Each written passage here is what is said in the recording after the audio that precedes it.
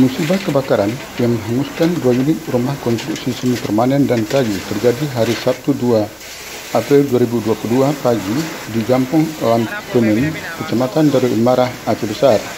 Dampak dari musibah kebakaran itu, 2 kepala keluarga KK atau 8 jiwa kehilangan tempat tinggal dan kini sudah ditampung sementara di tempat tetangga, namun tak ada korban jiwa manusia.